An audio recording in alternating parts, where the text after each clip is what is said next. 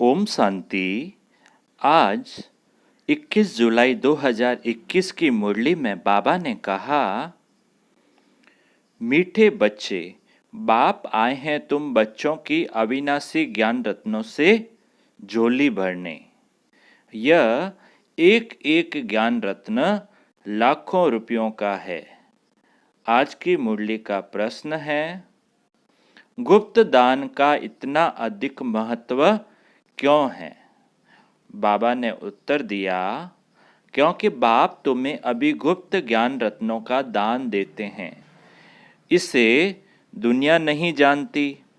फिर तुम बच्चे इन ज्ञान रत्नों का दान करने से विश्व की राजाई ले लेते हो। यह भी गुप्त है ना? न कोई लड़ाई, न कोई बारूद आदि, न कोई खर्चा। गुप्त रीति से बाप ने तुम्हें राजाई दान में दी, इसलिए गुप्त दान का बहुत महत्व है।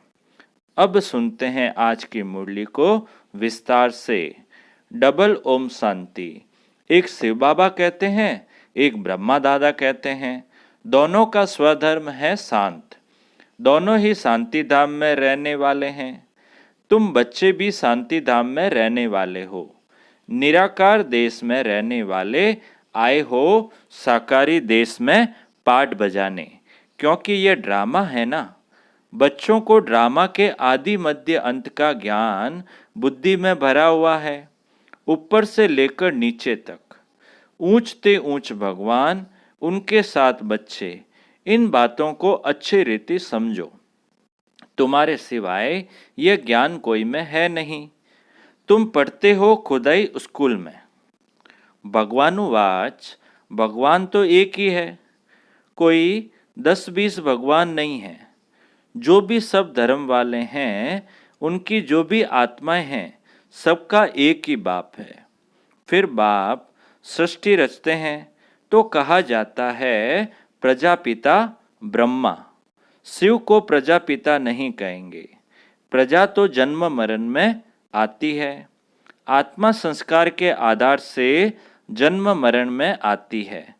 फिर चाहिए प्रजापिता ब्रह्मा। गाया हुआ है, परम पिता परमात्मा प्रजापिता ब्रह्मा द्वारा रचना रचते हैं। उनको बुलाया ही जाता है, पतित पावन आओ। जब दुनिया पतित बनती है और उनका अंत होता है, तब ही बाप आते हैं पतित से पावन बनाने। अब तुम जान गए हो, बाप आते भी एक बार है और कब आते ही नहीं। अभी तुमको सारी नॉलेज मिली है। तुम ड्रामा के एक्टर्स हो ना। ड्रामा के एक्टर्स को सबकी एक्ट का जरूर पता होना चाहिए कि क्या क्या पार्ट है। वह होता है छोटा हद का पार्ट, यानी ड्रामा। उनका तो सबको पता पड़ जाता है। तुम भी देखकर आते हो, चाहो तो लिख भी सकते हो, याद कर सकते हो। छोटा सा होता है। यह तो बहुत बड़ा बेहद का ड्रामा है, जिसको तुम सतयुग से लेकर कलयुग अंत तक जानते हो। अभी तुम बच्चे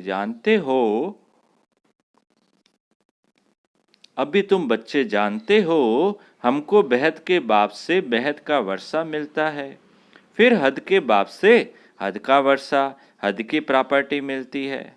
बाबा ने समझाया था, राजाएं जो बनते हैं वह अगले जन्म में दान पुण्य आदि करने से एक जन्म के लिए राजा बनते हैं। ऐसे नहीं कि वह दूसरे जन्म में भी बनेंगे। तुम जो सतयुग में राजाएं महाराजाएं थे, ऐसे मत समझो कि तुम्हारी राजाई कोई गुम हो जाती है, कि जब भक्ति मार्ग होता है तब भी वह जास्ती दान पुण्य करते हैं तो वह भी राजाई में जाते हैं, परंतु वह फिर हो जाते हैं विकारी राजाएं। तुम ही जो पूज्य थे सो फिर पुजारी बने हो। वह होता है अल्पकाल का सुख। दुख तो सिर्फ अभी होता है। अभी तमो प्रदान में भी तुमको सुख है। कोई लड़ाई झगड़े की बात नहीं, यह तो बाद में होता है। जब लाखों की अंदाज में हो जाते हैं तब लड़ाई आदि शुरू हो जाती है। तुम बच्चों को तो सत्युग त्रेता द्वापर में भी सुख है।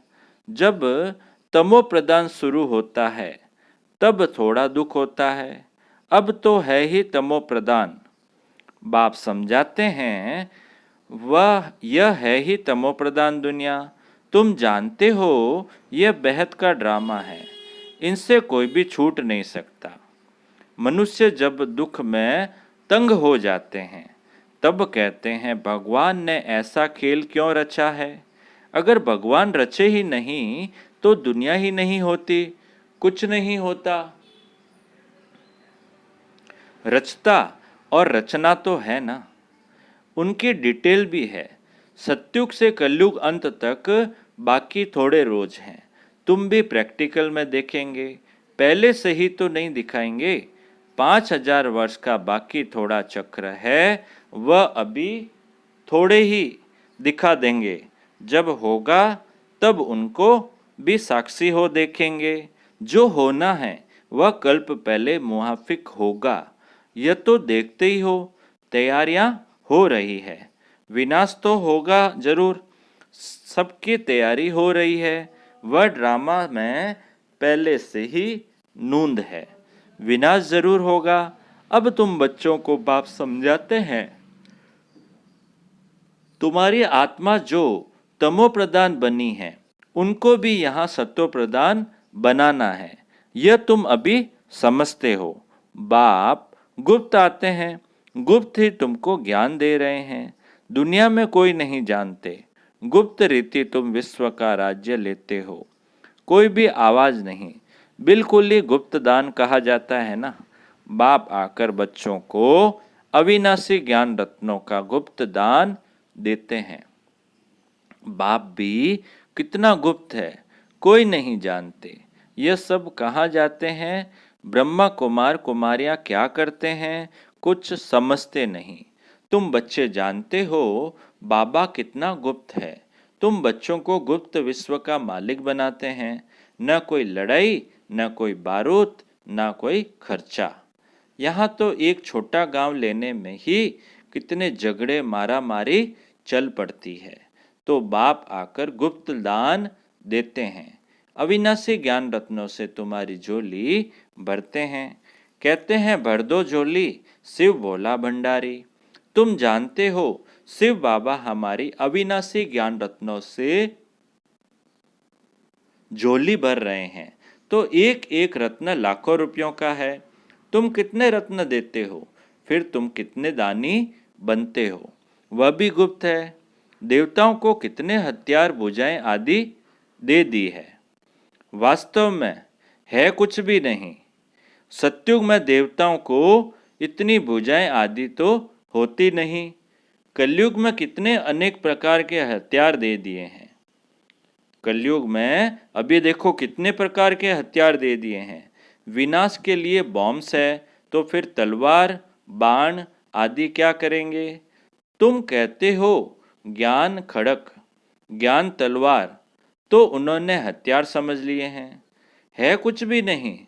तुमको तो गुप्त दान मिलता है, तुम फिर सबको गुप्त दान देते हो।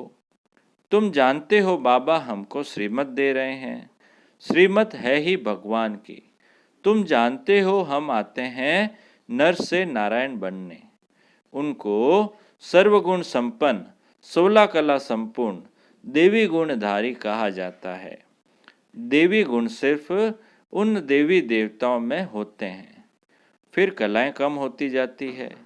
जैसे संपूर्ण चंद्रमा की रोशनी अच्छी होती है, फिर कम होती जाती है। पहले अच्छी होती फिर धीरे धीरे कम होती है ना। कम होते होते बाकी एकदम पतली लीक बच जाती है लास्ट में। सारा गुम नहीं होता, लकीर जरूर होती है, और उसको क्या कहते हैं, अमावस। अब तुम्हारी है बेहद की बात।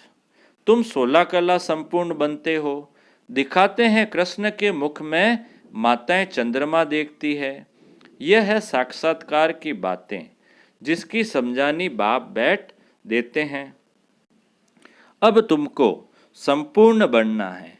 माया का संपूर्ण ग्रहण लगा हुआ है, बाकी जाकर लकीर बसती है।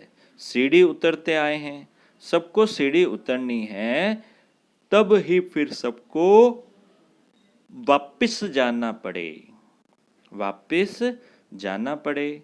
तुम तो अभी थोड़े हो, आहिस्ते आहिस्ते वृद्धि होगी। पढ़ाई में बहुत पास नहीं होते। तुम्हारे सेंटर्स भी धीरे धीरे वृद्धि को पाते रहते हैं। समय नजदीक आता जाएगा, फिर समझेंगे इनों में क्या है। दिन प्रतिदिन वृद्धि को पाते रहते हैं। अभी कहते हैं ये कहाँ तक चलेंगे, खत्म हो जाएंगे। शुरू में इस डर से बहुत भाग गए, पता नहीं क्या होगा, न यहाँ के न वहाँ के रहेंगे, इससे तो भागो। भाग गए, फिर उनमें से आते रहते हैं। बाप कितना सहज रीति से बैठ समझाते हैं। इन अबलाओं अहिल्याओं को कोई तकलीफ नहीं देते हैं। इनों का भी उद्धार तो होना है। कहते हैं बाबा हम तो कुछ पढ़ी लिखी नहीं है। बाप कहते हैं कुछ नहीं पढ़ी हो तो बहुत अच्छा है। शास्त्र आदि जो भी पढ़े हो वह सब भूल जाओ। मैं कुछ जास्ती पढ़ाता नहीं हूँ, सिर्फ कहता हूँ मुझको याद करो, तो फिर बादशाही तुम्हारी है। बस तुम्हारा बेड़ा पार हो जाएगा। बच्चा पैदा हुआ और कहेंगे बाबा, बस वर्षे का हकदार बन जाते हैं। यहाँ भी तुम हकदार बन जाते हो। बाप दादा को याद किया और राजधानी तुम्हारी, इसलिए गाया हुआ है। सेकंड में जीवन मुक्ति। साहूकार लोगों का है पिछाड़ी का पाठ, पहले गरीबों की बारी है। तुम्हारे पास आप ही आएंगे। दलितों का भी उद्धार होना है। भीलनी का भी गायन है। कहते हैं राम ने भीलनी के बेर खाए। वास्तव में राम भी नहीं है, शिव बाबा भी नहीं है। हाँ, हो सकता है इस ब्रह्मा को खाना पड़े। भीलनी आदि आएगी, समझो टोली आदि ले आए, तो इनकार कैसे कर सकते हैं। भीलनी गणिकाएं ले आएगी तो तुम भी खाएंगे। शिव बाबा कहते हैं मैं तो नहीं खाऊंगा। क्यों? क्योंकि मैं तो अभोक्ता हूँ। तुम्हारे पास आएंगे सभी, गवर्नमेंट भी मदद करेगी कि इनको उठाओ, तुमको भी ऑटोमेटिकली प्रेरणा होगी। बाबा गरीब निवाज है तो हम भी गरीबों को समझाएं, बिल्लियों से भी निकलेंगे। इतना बड़ा झाड़ है, इनमें एक भी देवी देवता धर्म का नहीं रहा और सब धर्मों में कन्वर्ट हो गए।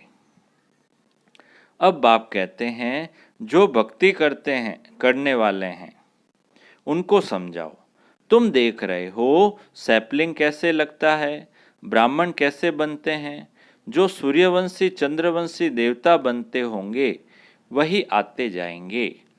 एक बार भी सुना तो स्वर्ग में जरूर आएंगे। बाबा ने काशी कलवट का भी मिसाल सुनाया है। शिव पर जाकर बलि चढ़ते थे ना कुएं में, एक तलवार होती थी, उस पे आरी पर जाके कट जाते थे। उनको भी कुछ तो मिलना चाहिए। तुम भी बलि चढ़ते हो, पुरुषार्थ करते हो राजाई के लिए। भक्ति मार्ग में राजाई तो होती नहीं, वापिस जो कोई भी जा नहीं सकते। तो क्या होता है, उनके जो पाप किए हुए हैं उनकी सजा भोग चुकतू कर देते हैं। फिर नए सिर जन्म होता है, नए सिर पाप शुरू होता है। बाकी रहना तो सबको यही है। नंबर 1 में तुम ही हो, तुम ही 84 जन्म भोगते हो। सबको सतो रजो तमो में आना होता है। बाप कहते हैं इस समय सारी मनुष्य सृष्टि का जाड़ जड़ जड़ीभूत हो गया है।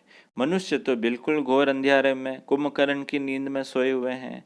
एक कुंभकर्ण नहीं, अनेक है। तुम कितना भी समझाते हो, सुनते ही नहीं। जिनका पाठ है वह पुरुषार्थ करते हैं और वही माता पिता के दिल पर चढ़ते हैं। तख्त नसीन भी वही बनेंगे। कितनी बच्चियां पूछती है बाबा बच्चों को डांटना पड़ता है। बाप कहते हैं इसका इतना कुछ नहीं है। तुम पुकारती हो हम पतितों को पावन बनाओ। बाप भी कहते हैं काम महाशत्रु है। ऐसे नहीं कहा जाता, क्रोध शत्रु है। माताओं में इतना नहीं होता है, पुरुष बहुत लड़ाई करते हैं। अब बाप ने तुम माताओं को आगे किया है, वंदे मातरम। नहीं तो माताओं को कहते हैं तुम्हारा पति गुरु ईश्वर है, उनकी मत पर चलना है। हत्याला बांधा फिर फट से पतित बने। यह ईश्वर मिला उनको, अभी राम राज्य स्थापन होता है, बाकी सब मरते जाएंगे। बाबा ने समझाया है, विनाश काले विपरीत बुद्धि, विनाश काले प्रीत बुद्धि। तुम्हारी परम पिता परमात्मा से प्रीत बुद्धि है। तुम्हारी आत्मा जानती है शिव बाबा इनमें आते हैं, इन द्वारा हम सुन रहे हैं। इतनी छोटी बिंदी है, इतनी छोटी बिंदु है। शिव बाबा का यह टेम्परेरी रथ है, इनके द्वारा यह रुद्र ज्ञान यज्ञ रचा है जो बढ़ता ही जाएगा। बच्चों की बूंद बूंद से तालाब बढ़ता रहता है। बच्चे अपना सफल करते रहते हैं क्योंकि जानते हैं यह तो सब कुछ मिट्टी में मिल जाना है, कुछ भी रहना नहीं है। इतना तो सफल हो जाए। सुदामा का भी मिसाल है ना।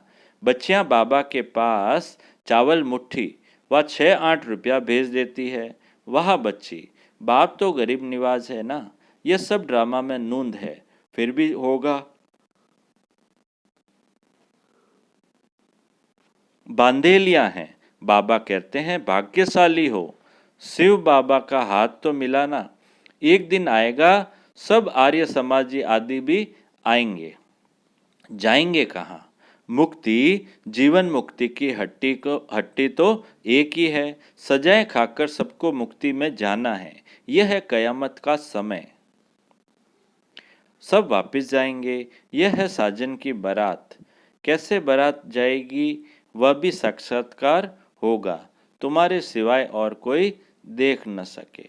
अच्छा अच्छा बाप दादा बोले, मीठे मीठे सिकिलदे बच्चों प्रति मात पिता बाप दादा का याद प्यार और गुड मॉर्निंग। रूहानी बाप की रूहानी बच्चों को नमस्ते। हम रूहानी बच्चों की रूहानी बाप दादा को याद प्यार, गुड मॉर्निंग और नमस्ते नमस्ते नमस्ते सदा रहेंगे। हंसते हंसते बन जाएंगे फरिश्ते। वाह बाबा वाह, वाह मेरा भाग्य। अब पूरी मुरली में से जो धारणा के लिए मुख्य सार है वो पहला पॉइंट है, बाप द्वारा ज्ञान का जो गुप्त दान मिला है उसकी वैल्यू को समझ अपनी झोली ज्ञान रत्नों से भरपूर करनी है। सबको गुप्त दान देते जाना है। दूसरा पॉइंट है, इस कयामत के समय जबकि वापिस जाना है तो अपना सब कुछ सफल करना है, प्रीत बुद्धि बनना है, मुक्ति और जीवन मुक्ति का रास्ता सबको बताना है। अब मीठे बाबा का मीठा मधुर वरदान है। सत्यता की शक्ति द्वारा प्रकृति व विश्व को सतो प्रदान बनाने वाले मास्टर विधि विदाता भव। सत्यता की शक्ति द्वारा प्रकृति व विश्व को सतो प्रदान बनाने वाले मास्टर विधि विदाता भव। विस्तार है, जब आप बच्चे सत्यता की शक्ति को धारण कर मास्टर विधि विदाता बनते हो तो प्रकृति सतो प्रदान बन जाती है, युग सतयुग बन जाता है, सर्व आत्माएं सदगति की तकदीर बना लेती है। आपकी सत्यता पारस के समान है। जैसे पारस लोहे को पारस बना देता है, ऐसे सत्यता की शक्ति आत्मा को, प्रकृति को, समय को, सर्व सामग्री को, सर्व संबंध को, संस्कारों को, आहार व्यवहार को सतो प्रदान बना देती है। आज की मुरली का स्लोगन, योगी आत्माएं वह है जिन्हें प्रकृति की हलचल भी आकर्षित न करे। योगी आत्माएं वह है जिन्हें प्रकृति की हलचल भी आकर्षित न करे। अच्छा, ओम शांति।